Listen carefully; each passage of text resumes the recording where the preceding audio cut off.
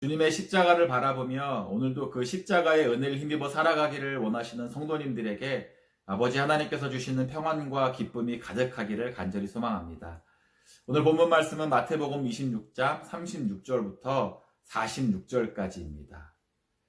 제자들과 함께 유월절 식사 자리를 가지셨던 예수님은 그곳에서 제자들 중 하나인 유다가 자신을 팔 것을 말씀하셨고, 또 예수님의 찢기신 몸과 흘리신 피를 상징하는 떡과 잔을 제자들과 나누신 이후에 감람산으로 가셨습니다. 그리고 그곳에서는 제자들이 예수님을 배반하고 흩어지게 될 것이라고 이야기하셨죠. 이제 그리고는 오늘 본문을 보니까 제자들과 함께 겟세마네 동산으로 가신 것을 보게 됩니다. 겟세마네는 감람산 기슭에 있는 작은 언덕입니다. 이 겟세마네라는 이름은 기름을 짜는 틀이라는 뜻을 가지고 있습니다. 이 지역에는 감람나무, 즉 올리브나무가 많았는데요. 이 올리브나무에서 수확한 올리브 열매로 그곳에서 기름을 짰기 때문에 생긴 이름으로 알려져 있습니다. 예수님은 겟세마네에 와서는 제자들에게 그곳에 머물러 있으라 하시고 따로 베드로, 야고보, 요한을 데리고 기도하기 위한 장소로 가셨습니다. 얼마쯤 가서 예수님은 이 세 명의 제자들도 남겨두시고는 조금 더 떨어진 곳으로 가셔서 얼굴을 땅에 대고 엎드려 기도하셨다고 성경은 기록합니다.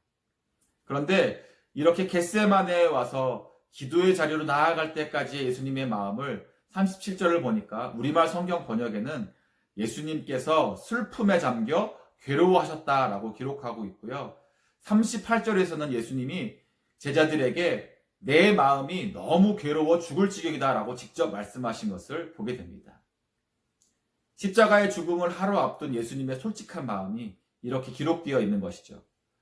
예수님은 하나님의 본체, 하나님의 아들이셨지만 동시에 이 땅에 우리와 똑같은 몸을 가진 완전한 인간이셨습니다. 그래서 우리가 느끼는 감정과 고통을 동일하게 느끼셨던 것입니다.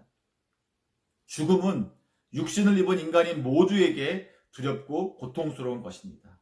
하지만 예수님이 십자가 죽음을 앞두시고 마음이 죽을 만큼 괴로우셨던 것은 단지 육체의 고통과 죽음을 경험하게 될 것을 아셨기 때문만은 아닙니다. 예수님께서 십자가에서 죽으셔야만 했던 것이 바로 우리의 죄를 짊어지시는 것이었기 때문이었습니다. 예수님은 죄가 없으신 하나님의 아들이셨습니다. 그러나 하나님께서 인간을 구원하시려면 누군가는 우리의 죄에 대한 합당한 대가를 치러야만 했습니다. 그래서 하나님이 선택하신 방법이 바로 당신의 사랑하는 아들 예수님이었던 것입니다.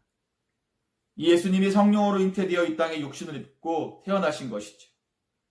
우리 인간의 죄를 담당하시려면 인간이 되어야 했기 때문입니다. 죄의 결과는 사망, 즉 죽음입니다. 그것이 죄가 지닌 무게이죠. 죄는 그저 우리가 이 땅을 살아가면서 법적으로 감당해야 할 어떤 처벌이나 윤리적으로 감당하는 사회적 비난 정도의 무게를 지닌 것이 아닙니다. 성경은 반드시 우리에 대한 대가를 물을 것인데 그것은 죽음뿐이라고 했습니다. 단순한 육체의 죽음이 아닙니다. 육체가 죽어서 모든 것이 끝나게 되는 그런 죽음이 아니라 우리의 영혼이 영원히 죽게 되는 것이죠. 영원한 형벌에 처해져서 지옥에 살게 되는 무게를 말하는 것입니다. 예수님은 지금 이러한 무게를 짊어지셔야 하는 상황을 앞두고 계신 것입니다.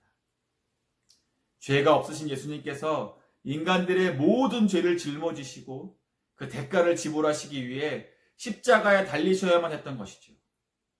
죄에는 하나님의 진노가 있습니다. 예수님의 죽음은 바로 이 하나님의 진노를 온 몸으로 받아내는 것이었기에 그 마음이 죽을 만큼 괴로우셨던 것입니다. 예수님은 따로 혼자 떨어져서 기도하러 가시기에 앞서 베드로, 야고보, 요한에게 나와 함께 깨어 있으라고 부탁하셨습니다. 그저 단순히 밤 시간이 되었으니까 졸리더라도 잠들지 말고 기다리라는 것이 아닙니다. 얼마 후면 예수님이 당하시게 될 순환과 죽음의 사건 앞에 제자들이 경험하게 될 시련과 고난을 견뎌내기 위해서는 해야 할 일이 있었던 것입니다. 무엇입니까? 기도입니다. 예수님은 제자들이 얼마나 연약한 사람들이었는지 잘 알고 계셨습니다. 그래서 한동안 기도하시고는 다시 제자들에게 돌아오셨을 때 그들이 자고 있는 것을 보시고 안타깝게 여기시며 이렇게 말씀하셨지요. 마음에는 원이로되 육신이 약하도다. 이 예수님의 말씀을 보자면 제자들이 그냥 막 퍼질러 잔 것처럼 보이지는 않습니다. 제자들의 마음을 아셨던 예수님이 제자들이 마음에는 원했다고 했으니까 말이죠. 그러니까 제자들도 예수님께서 부탁하셨으니까 기도하려고 노력은 했던 것 같습니다. 그러나 밤이 깊은 시간이라서 밀려오는 졸음을 어떻게 할 수가 없었던 것입니다. 예수님은 제자들에게 시험에 들지 않게 깨어 기도하라고 하셨습니다. 잠시 후면 제자들에게 시험에 닥칠 것이기 때문이었습니다. 이 시험을 이길 방법이 무엇이라고 예수님이 말씀하신 것입니까? 바로 기도입니다. 우리가 깨어 기도해야 할 많은 이유들 중 하나는 우리가 시험에 들지 않기 위해서입니다. 성경에 만약이라는 것은 없지만 만약 이 3명의 제자들이 예수님의 부탁처럼 예수님께서 기도하시는 동안에 자신들도 깨어 기도했더라면 어떤 일이 있었을까 생각해 보게 됩니다. 베드로가 예수님을 3번 부인하는 일은 일어나지 않았을지도 모른다는 생각이 듭니다. 또 제자들이 예수님을 부인하고 도망가는 일은 없었지 않았을까 생각해 볼 수 있습니다. 예수님께서 제자들에게 나와 함께 깨어 있으라 하신 것은 예수님도 십자가의 죽음을 기도로 준비하는 시간이었다면 제자들도 함께 기도함으로 다가올 시험을 준비하게 하시기 위함이었다는 것을 알 수 있습니다.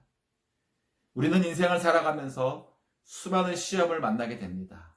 그 시험들을 준비하고 대비하는 우리의 방법이 무엇이 되어야 하느냐? 기도입니다. 왜냐하면 이 시험들을 이길 힘이 우리에게는 없기 때문입니다.